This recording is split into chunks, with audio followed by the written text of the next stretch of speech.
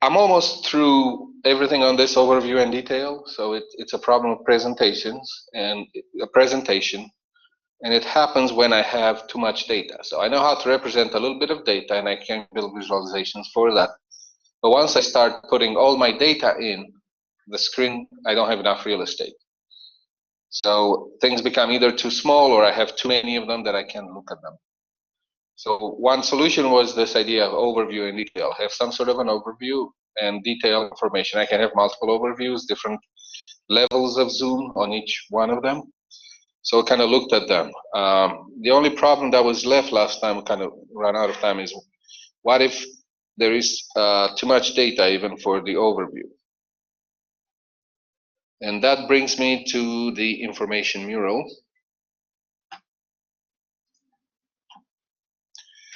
So the idea here is that they want to use something like, those of you who are familiar with computer graphics, which may not be too many in this class, but use shading and anti-aliasing to basically take advantage of the pixels and draw data that, if you have a lot of data hitting the same pixel. You can think of each data point that you want to draw as ink, and then each pixel you want to use, obviously can only go down to the level of a pixel, as a bucket. So if you have a bucket, which is a pixel, and it's being hit by many data points, then it will get a lot of ink. So you're going to be able to see it a little bit more than one pixel that's only hit by one or two, or maybe less. It can be actually hit by less than 1 point.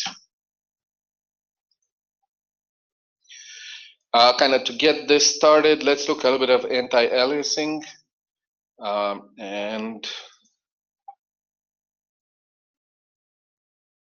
I want a pen. So as you can see, if I were to draw a line from one end to the other, a continuous line does not really fall even as badly as I drew it like that.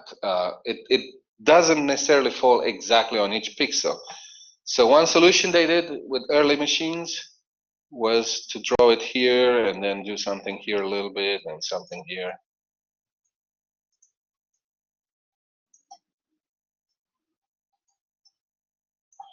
So you can see each block here is a pixel, so I can turn it on and you get this idea here where it's aliased. So basically a letter like A or Y would have some that looks like steps, step up or step down, whichever way you want to look at it.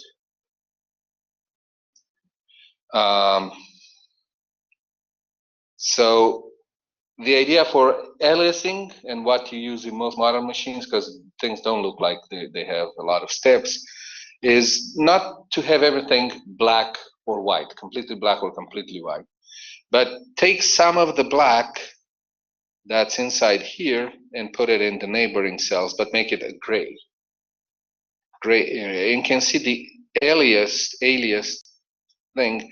It doesn't look like a step anymore. You have a little bit of gray area and not much of a contrast between white and black. So that smooths out the picture. In general, if I take this concept and put it with data visualization,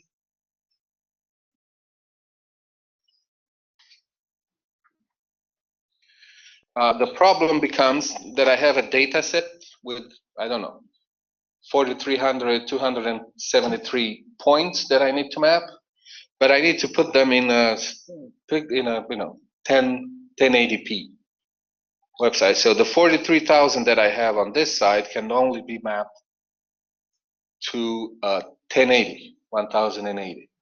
So basically what happens, this point M and N, it's very unlikely to fall exactly into 1 pixel.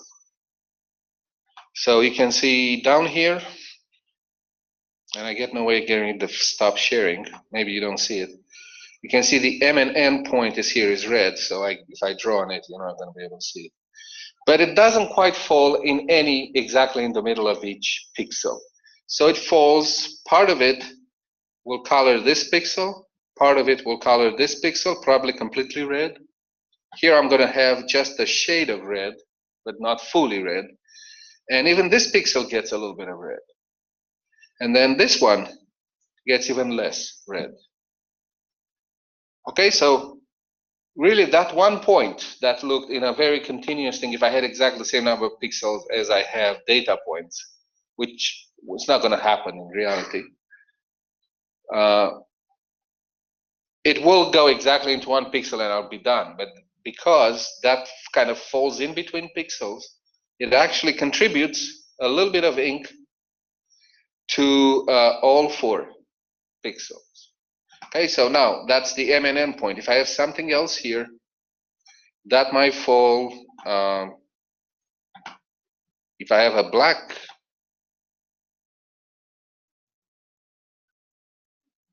well, a blue, let's say, point right next to this M and N, then that may fall right about, I don't know, here. So I'm going to put a little bit of blue ink there. I'm going to put a little bit of blue ink there. I'm going to put a lot of blue ink here and a little bit of blue ink right there. So in the end, if you look at this pixel,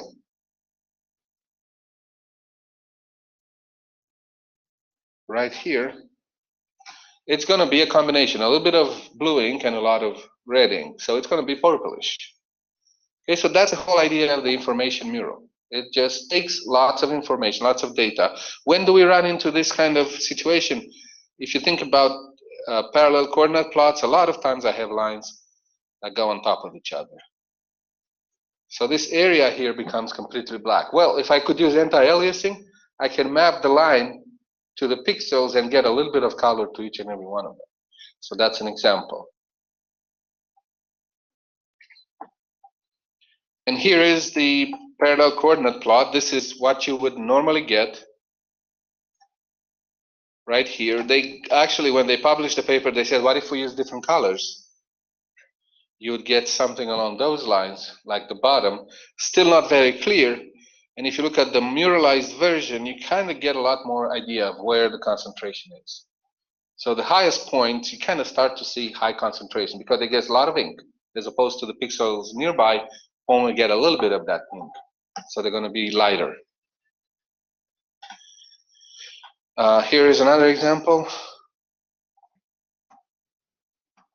This is kind of harder to say, but it is an example. They call it the execution mural. They would run a program and record how many objects were created, what object taught to what object, what functions were being called. So it looks a little bit more digital because that's what's happening. You can see this function here is calling this function, and it's calling this one here.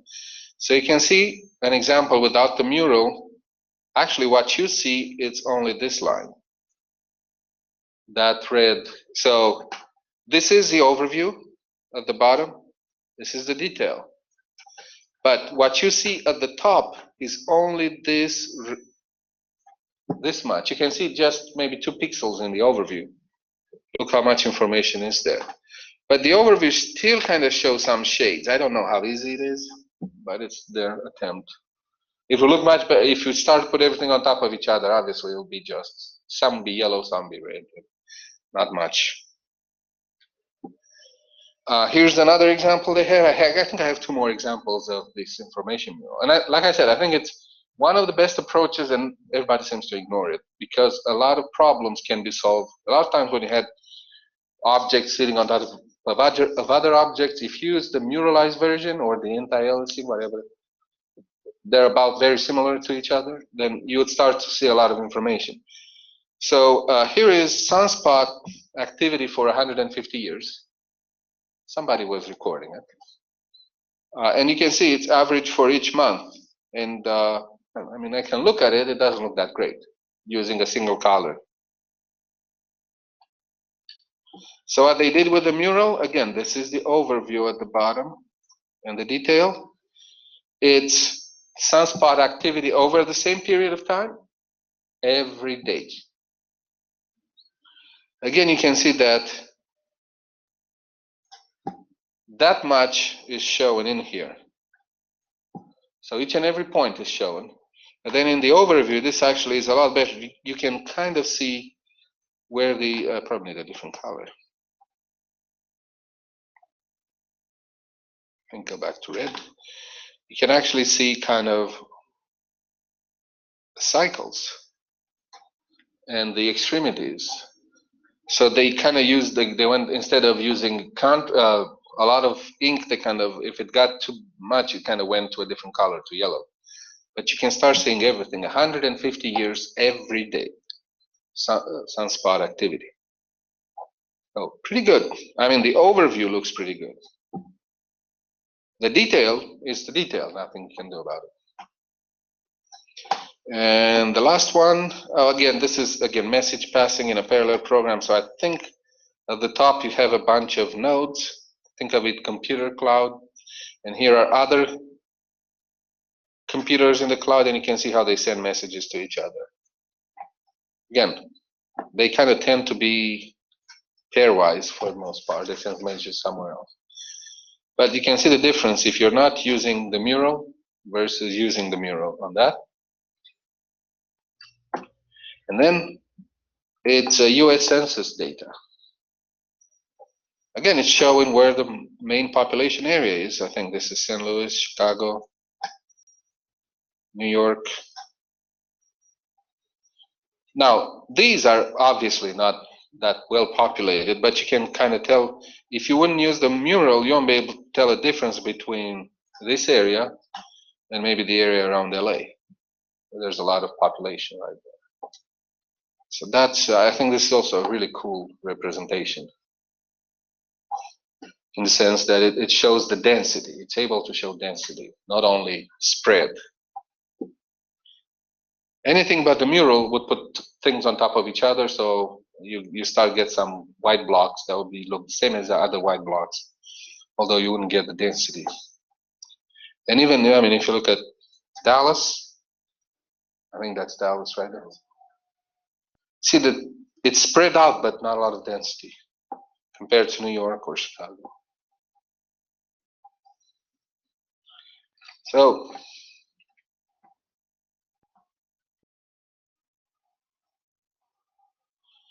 that